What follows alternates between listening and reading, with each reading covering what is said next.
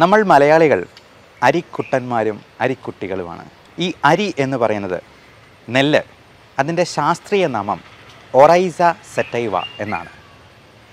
ഈ ഒറൈസ എന്ന പേര് തന്നെ ഒഡീഷയിൽ നിന്നും ഉണ്ടായതാണ് എന്നൊരു പറച്ചിലുണ്ട്.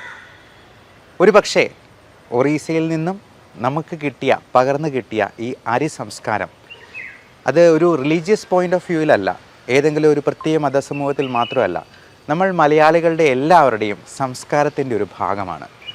ലോകത്തിലെ ഏറ്റവും വലിയ ഡയബറ്റിക് ക്യാപിറ്റൽ നമ്മുടെ രാജ്യമാണ്, ഇന്ത്യയാണ്. ഈ ഇന്ത്യയിൽ തന്നെ ഏറ്റവും കൂടുതൽ പ്രമേഹ രോഗികൾ, മെറ്റബോളിക് സിൻഡ്രോം ആയിട്ടുള്ള diabetes, hyper tension, cholesterol, PCOD തുടങ്ങിയവയെല്ലാം ഉള്ളത് നമ്മുടെ കൊച്ചു കേരളത്തിലാണ്. നമ്മൾ ആരെയെങ്കിലും കാണുമ്പോഴത്തേക്കും ലോഹ്യം ചോദിക്കുന്നത് എങ്ങനെയാണ്? ഊണ് കഴിച്ചോ എന്ന് ചോദിച്ചിട്ടല്ലേ. സമയം എത്രയായി എന്ന് ചോദിക്കുന്നതിന് പകരം ഊണ് കാലമായോ എന്നാണ് നമ്മൾ ചോദിക്കുക.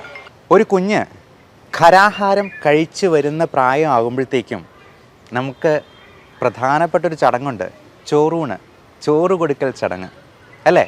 ആഘോഷമായിട്ട് കൊണ്ടാടുന്ന ചോറ് കൊടുക്കൽ ചടങ്ങ്.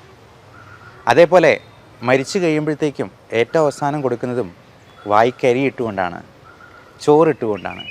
അപ്പോൾ നമ്മുടെ എല്ലാവരുടെയും സംസ്കാരത്തിൻ്റെ ഭാഗമായിട്ട് നമ്മളെയെല്ലാം അരിക്കുട്ടന്മാരും അരിക്കുട്ടികളുമാക്കിക്കൊണ്ട് ചോറ് ഇങ്ങനെ നമ്മുടെ മുമ്പിൽ തന്നെ നമ്മുടെ ജീവിതത്തിൻ്റെ ഭാഗമായി ഇങ്ങനെ അവിടെയും തീർന്നില്ല. പിതൃബലി അർപ്പിക്കുമ്പോൾ ആത്മാക്കളെ വിളിക്കുമ്പോഴും നമ്മൾ ചോറ് കൊടുത്തുകൊണ്ടാണ് സ്വീകരിക്കുന്നത്. ബലിക്കാക്കകളായി നമ്മൾ കൊടുക്കുന്ന ചോറ് ഭക്ഷിക്കാൻ വരുന്ന ആത്മാക്കൾ. ഇതൊന്നും ഞാൻ നേരത്തെ പറഞ്ഞതുപോലെ ഒരു റിലീജിയസ് പോയിൻ്റ് ഓഫ് വ്യൂവിലല്ല, നമ്മുടെ സംസ്കാരത്തിൻ്റെ ഭാഗമാണ് ഈ പറഞ്ഞതൊക്കെ. ഉണ്ണികളെ ഉണ്ടാക്കുക എന്നുള്ളത് നേരത്തെ ഉള്ളവരുടെ ഒരു ഹോബിയായിരുന്നു. ഉണ്ണുക, ഉറങ്ങുക, ഉണ്ണികളെ ഉണ്ടാക്കുക അല്ലേ? അതായിരുന്നു പ്രധാനപ്പെട്ട ജോലി തന്നെ. പണ്ടൊക്കെ വയറ് കൂടുതൽ ഉണ്ടായിരിക്കുക എന്നുള്ളത് തന്നെ ഒരു വലിയ ഫാഷനായിരുന്നു. ഏറ്റവും വയറ് കൂടുതലുള്ളവർക്കാണ് ഏറ്റവും കൂടുതൽ ആസ്തിയുള്ളത്, ഏറ്റവും കൂടുതൽ സ്വത്തുക്കളുണ്ട് എന്നൊക്കെയായിരുന്നു.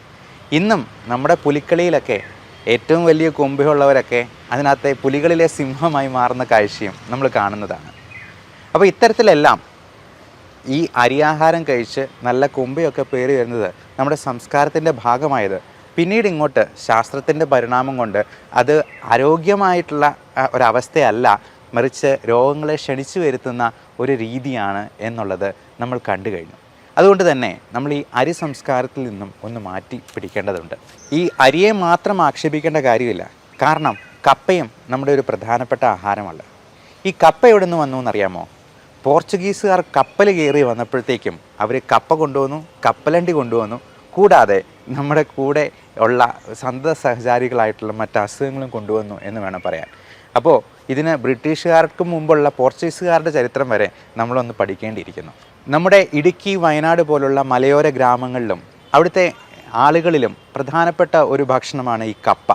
കപ്പ മാത്രമല്ല, ചേന, ചേമ്പ് തുടങ്ങിയ മണ്ണിൽ അടിയിൽ വളരുന്ന എല്ലാ സസ്യങ്ങളും അവരുടെ ജീവിതാവശ്യത്തിന് വേണ്ടി സൂക്ഷിച്ചു വച്ചിരിക്കുന്ന ഊർജം നമ്മൾ ഒരു നേരത്തെ ആഹാരത്തിന് വേണ്ടി അടിച്ചു മാറ്റി ഭക്ഷിക്കുകയാണ് ചെയ്യുന്നത്.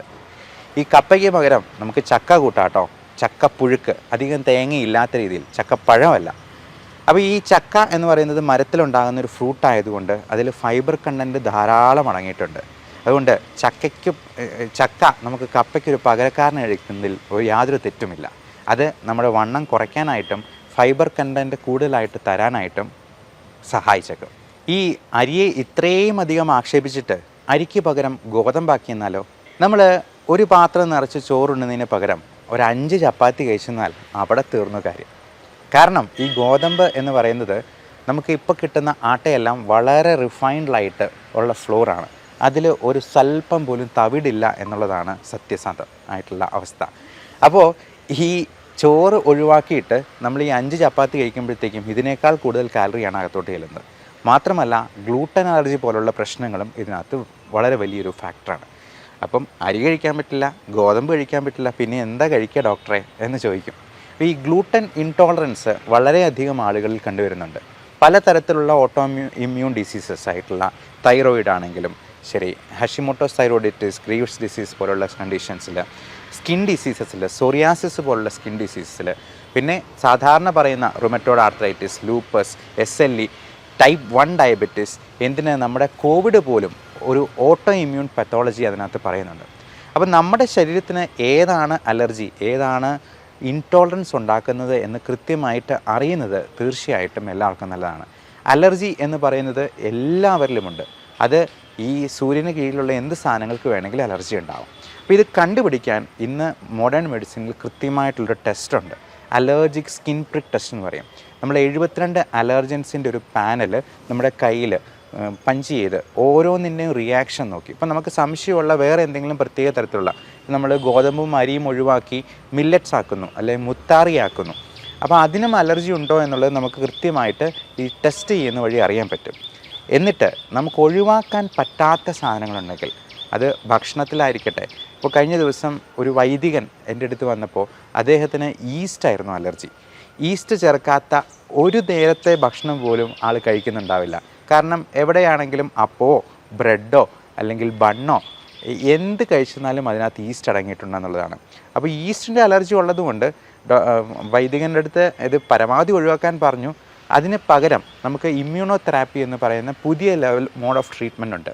അതുവഴി നമുക്ക് 5 മുതൽ 50 വയസ്സ് വരെയുള്ള ആളുകളിൽ അലർജി പൂർണ്ണമായിട്ടും മാറ്റിയെടുക്കാൻ പറ്റും. അല്ലെങ്കിൽ ഇതുപോലുള്ള അലർജി കണ്ടീഷൻസും സ്കിൻ പ്രോബ്ലംസും അലർജിക് റൈനൈറ്റിസ്, ആസ്മ പോലുള്ള പ്രശ്നങ്ങൾ, കണ്ണ് ചൊറിച്ചിൽ പോലുള്ള അലർജിക് കൺജങ്ക്റ്റിവൈറ്റിസ് ഇതൊന്നും ഒരു കാലത്തും മാറാതെ നിൽക്കും. എന്നാൽ 50 വയസ്സ് കഴിയുന്നതോടുകൂടി പ്രായമാകുമ്പോഴത്തേക്കും അതിൻ്റെ ഡീസെൻസിറ്റൈസേഷൻ ചെയ്യാനായിട്ട് ബുദ്ധിമുട്ട് വരും. ഇത് ഫോറിൻ കൺട്രീസിലൊക്കെ വളരെ മുമ്പ് തന്നെ പ്രാബല്യത്തിലുണ്ടായിരുന്നു. നമ്മുടെ നാട്ടിൽ ഇന്ന് ഇത് അവൈലബിൾ ആണ്. ഇത് ഇമ്പോർട്ട് ചെയ്ത് വരുന്ന മെഡിസിൻസ് ആണ് എന്നും കൂടി കൃത്യമായിട്ട് മനസ്സിലാക്കുക. അപ്പോൾ നമ്മുടെ ഭക്ഷണത്തിലുണ്ടാകുന്ന ചില പോരായ്മകളാണ് നമ്മുടെ അസുഖങ്ങൾക്ക് പലപ്പോഴും കാരണമാകുക. അപ്പോൾ അതെന്താണ് നമുക്ക് പ്രശ്നം ഉണ്ടാക്കുന്നതെന്ന് തിരിച്ചറിഞ്ഞ് അതിനെ നമ്മൾ ഒഴിവാക്കി നിർത്തുകയും ആവശ്യമുള്ള പോഷകങ്ങൾ നമ്മൾ കൃത്യമായി സപ്ലിമെൻറ്റ് ചെയ്യുകയും വേണം.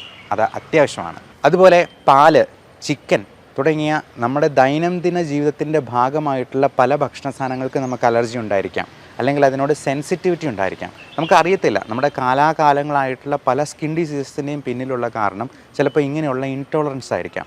അത് കൃത്യമായി കണ്ടെത്തി പരിഹരിച്ചെന്നാലല്ലാണ്ട് നമുക്ക് ഈ പറയുന്ന രോഗങ്ങളിൽ നിന്ന് മോചനം ഉണ്ടാവുകയില്ല എന്ന് മാത്രമല്ല, അത് ചിലപ്പോൾ നമുക്ക് പ്രായം കൂടുന്തോറും കൂടുതൽ പ്രശ്നങ്ങൾ സൃഷ്ടിച്ചുകൊണ്ടുമിരിക്കും.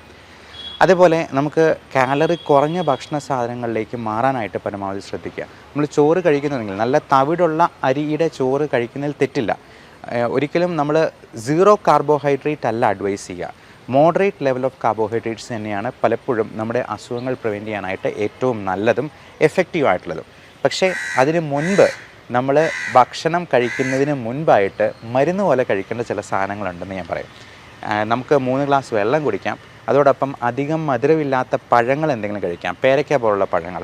അതോടൊപ്പം നമുക്ക് ഈ കുക്കുംബർ പോലുള്ള അല്ലെങ്കിൽ ക്യാരറ്റ്, ബീട്രൂട്ട്, കാലറി വളരെയധികം കുറഞ്ഞ എന്തെങ്കിലും ഒരു വെജിറ്റബിളോ ഫ്രൂട്ടോ വെച്ചിട്ടൊരു സാലഡ് കഴിക്കാം.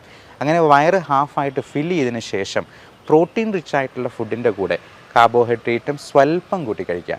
നമ്മൾ ചോറും കറി എടുക്കുമ്പോൾ തുല്യമായിട്ട് എടുക്കുക. നമ്മൾ സാധാരണ എങ്ങനെ ചെയ്യുന്നത്, ഒരു പാത്രം നിറച്ച് ചോറെടുക്കും, അതിൻ്റെ അറ്റത്ത് ഇത്തിരി പൂരം ഒരു കറി ഉണ്ടാവും അല്ലേ. മിക്കപ്പോഴും വല്ല അച്ചാറും ഒക്കെ കൂട്ടി നല്ല കോപ്പ നിറയെ കഞ്ഞി മൂന്നുന്ന ആൾക്കാരാണ് നമ്മളെല്ലാവരും. ഞാനും അങ്ങനെയായിരുന്നു ഒരു കാലം വരെ. പക്ഷേ നമ്മൾ അതിനെക്കുറിച്ച് കൂടുതലായിട്ട് മനസ്സിലാക്കുമ്പോഴത്തേക്കും ഇതിന് ഇങ്ങനെ ഉള്ള ചേഞ്ചസ് വരുത്തണമെന്ന് നമ്മൾ മനസ്സിലാക്കേണ്ടി വരും. അതേപോലെ തന്നെ ഈ വെയിറ്റ് കൺട്രോൾ ചെയ്യുക, മെറ്റബോളിക് സിൻഡ്രോമിനെ പ്രിവെൻറ്റ് ചെയ്യുക എന്നുള്ളത് വളരെ ഇമ്പോർട്ടൻ്റ് ആണ്. നമുക്ക് എല്ലാ തരത്തിലും എക്സസൈസ് ചെയ്തിട്ടും ഡയറ്റ് കൺട്രോൾ ചെയ്തിട്ടും ഒന്നും പറ്റുന്നില്ലെങ്കിൽ ഇതിന് വളരെ അത്ഭുതങ്ങൾ സൃഷ്ടിക്കാവുന്ന രീതിയിലുള്ള മരുന്നുകൾ ഇന്ന് അവൈലബിൾ ആണ് മോഡേൺ മെഡിസിനിൽ തന്നെ. അപ്പോൾ പലപ്പോഴും ആൽഫ സൈക്ലോഡെക്സിൻ പോലുള്ള ഫൈബർ കണ്ടൻറ്റ് കൂട്ടുന്ന, നമ്മൾ ഞാൻ ഈ നേരത്തെ പറഞ്ഞ പോലെ മരുന്ന് പോലെ കഴിക്കേണ്ടതെന്ന് പറഞ്ഞത്, നമ്മൾ ഗുളിക കഴിക്കുന്നത് നമ്മൾക്ക് ഇഷ്ടപ്പെട്ടിട്ടല്ലല്ലോ കഴിക്കുന്നത്. ഗുളിക വിഴുങ്ങുകയാണ് ചെയ്യുന്നത്, അതിന് ടേസ്റ്റൊന്നുമില്ല, വെള്ളത്തിൻ്റെ കൂടെ അങ്ങ് വിഴുങ്ങിക്കളയുക. അതുപോലെ തന്നെ കഴിക്കേണ്ട സാധനമാണ് ഈ പറഞ്ഞ കുക്കുംബറും സാലഡും ഒക്കെ. അതേപോലെ നമുക്ക് ഈ ഫൈബർ കണ്ടൻറ്റ് ഉള്ളിൽ ചെല്ലാവുന്ന രീതിയിലുള്ള മരുന്നുകളുണ്ട്. അതുപോലെ ഇൻഡസ്ട്രിയിൽ നിന്ന് ഫാറ്റിൻ്റെ അബ്സോർപ്ഷൻ, നമ്മുടെ ഷുഗറിൻ്റെ അബ്സോർപ്ഷൻ കുറയ്ക്കുന്ന രീതിയിലുള്ള മരുന്നുകളുണ്ട്. അപ്പോൾ ഇതൊക്കെ ലൈഫ് സ്റ്റൈൽ മോഡിഫിക്കേഷൻ തീരെ പറ്റാത്തവർക്കും അത് ചെയ്ത് പരാജയം അടഞ്ഞവർക്കും മാത്രമാണ്. അതുപോലെ തീരെ പറ്റാത്തവർക്ക് മാത്രമേ അങ്ങേയറ്റത്തെ സ്റ്റേജിൽ മാത്രമേ സർജറിയും ബേറിയാട്രിക് സർജറിയും ലൈപ്പോസെക്ഷനും പോലുള്ള കാര്യങ്ങൾ പറയാറുള്ളൂ. പിന്നെ ഈ സെലിബ്രിറ്റീസൊക്കെ നമ്മൾ ഷേപ്പ് ആക്കാൻ വേണ്ടി ലൈപ്പോസെക്ഷനൊക്കെ ചെയ്യുന്നവരുണ്ട്. ലേസർ സെക്ഷൻ മെത്തേഡ്സും ഇന്ന് അവൈലബിൾ ആയിട്ടുണ്ട്. അപ്പോൾ അതൊക്കെ നമുക്ക് സാധാരണക്കാരായിട്ടുള്ള ആൾക്കാർക്ക് അതൊന്നും വേണ്ട. നമുക്ക് നല്ല ആരോഗ്യമാണ്, സൗന്ദര്യത്തേക്കാൾ കൂടുതൽ ആരോഗ്യത്തിനാണ് നമ്മൾ കൂടുതൽ മുൻതൂക്കം കൊടുക്കേണ്ടത്. അപ്പോൾ എല്ലാവർക്കും നല്ല ആരോഗ്യം ആശംസിക്കുന്നു.